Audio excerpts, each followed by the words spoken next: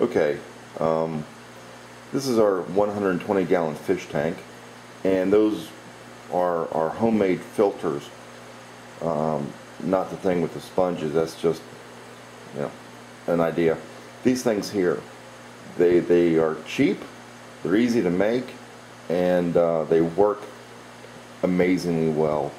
I'm going to show you how I make them, and as you can see, they're kind of grungy right now, and they need to be replaced. So what I'm going to do is I'm going to make the filters, and then I'm going to put it in the tank, and you'll see how I make these things. Okay, so just hang in there. Okay, this is my first video, but let me show you what I'm doing. Go to your nearest Lowe's, Home Depot, whatever, and I think even Walmart and places like that. Get the whole house filters. Now, this is charcoal and all that, but you really just want the cheapest ones they've got. But what you've got to make sure is there's a screen on the outside, a plastic screen. The inside of this is a tube. It's a plastic tube that's pretty strong, and the filter material is wrapped around it. Well, what you want from this is the tube and the net. Now, you can just take a pair of scissors. I use electrician scissors, and just cut the edge all the way around, top and bottom, and take the net off, and then you'll find this on the inside. And you can, what you can do is if you get the cheap ones, you can actually use these first in the tank, and they're good for maybe 3 or 4 days, but the filter material is too fine, and it clogs up pretty quickly. But that's what you need, okay? So you end up with this and this, and then you go out and get quilting material at, like, you know, Walmart. I just get a real big bag of it. And the next step in this whole process is to roll this stuff out and cut it to this width. And, you know, I'm not going to show you that because, well, that's just using scissors and, you know, this. So once I get it cut out, I'll come back and I'll show you what the next step is, and then I'll change the filter in the fish tank, and you'll be amazed. Be right back. Okay, the material's cut and got it stacked up. This is where it gets easy. So unroll it. You won't need it all, probably. Most likely you won't. And as you can see, it doesn't have to be perfect. So what you do is you grab your tube and you roll it. I mean, how much harder could it be? Don't worry about the ends. We'll deal with them later. And when it's about the size of the original filter, you can cut it. So that's about right. So you just cut it. And we can use that for something else later. But there it is. So now, set it off to the side, and you grab your mesh material, and what I do is I just reach through it, grab one end, and pull. There. Now, just make sure the ends are all flared out right, and you can, you know, straighten it out and make it look as good as you want. Now what you got to do is find the ends of the plastic,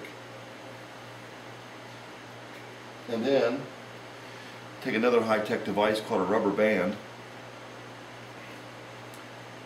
and you wrap right near the end.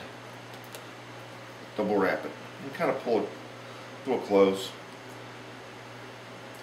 and do the same thing on the other side. And get it towards the end,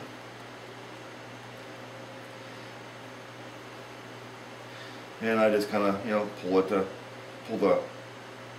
quilting material tighten it up a little bit, but there you go. And of course, you want to get to the end. Remember, this one end is open. Well, both of them are actually open at this point.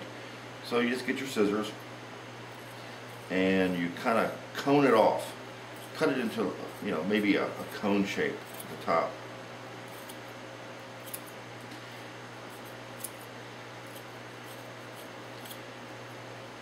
And this is more for aesthetics than, you know, any use. Just makes it look a little bit better. And there's the end of the plastic. And you want to do that to both sides.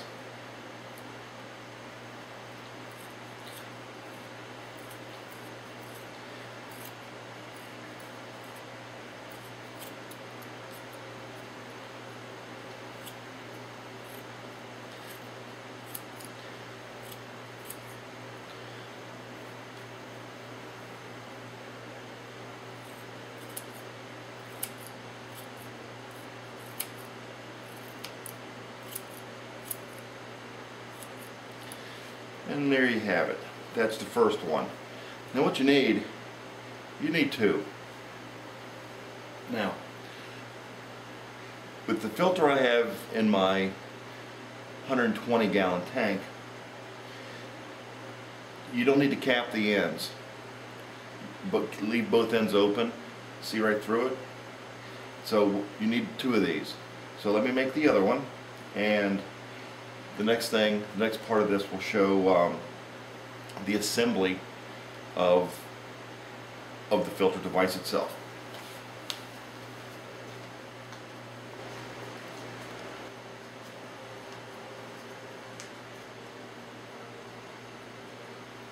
All right. Here's the final build out of this thing. What you've got is you've got 1/2 inch PVC that I've drilled holes in. I think I did it about every 1/2 inch. Do as many as you want, but the more the better, of course. And they're just long enough to fit inside of here. So here's how I came up with this thing.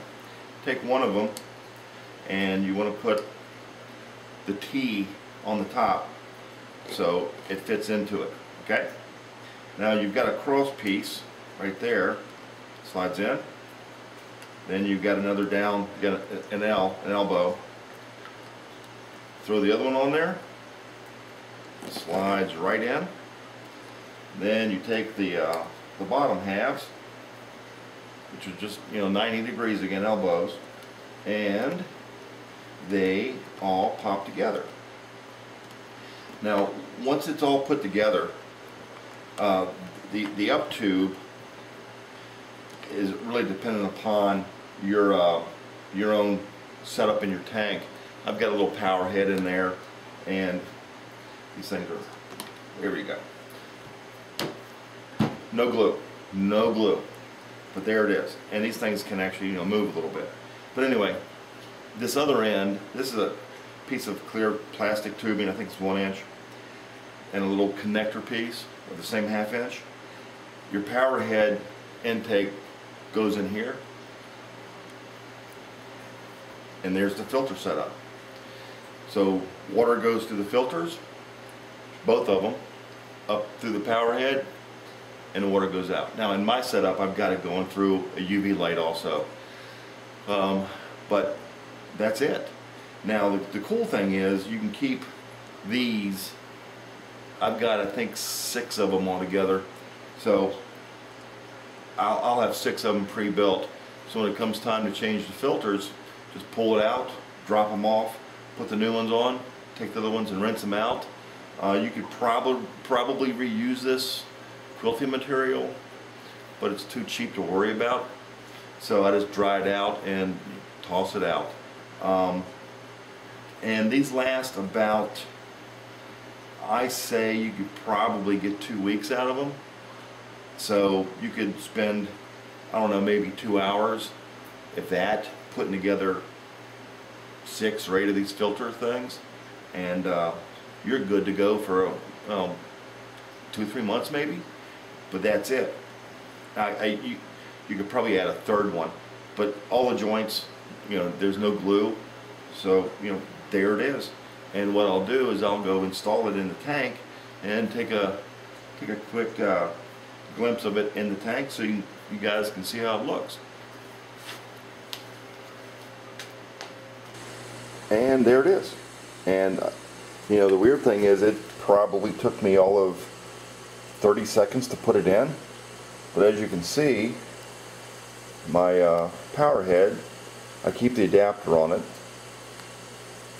It goes into the power head, and I know it looks kind of big and bulky, but you know what? I'm okay with that. The fish don't seem to mind, and the cool thing is you'll see them eating whatever's caught on it. I feed the shark, shrimp, and all that, and they'll come down there and kind of nibble at it.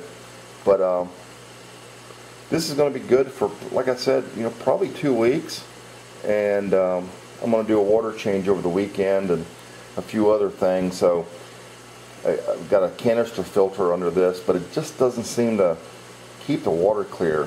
When the water starts getting murky, I know the canister filter's filled. But there it is. So, you know, leave some comments or ask some questions or even some suggestions.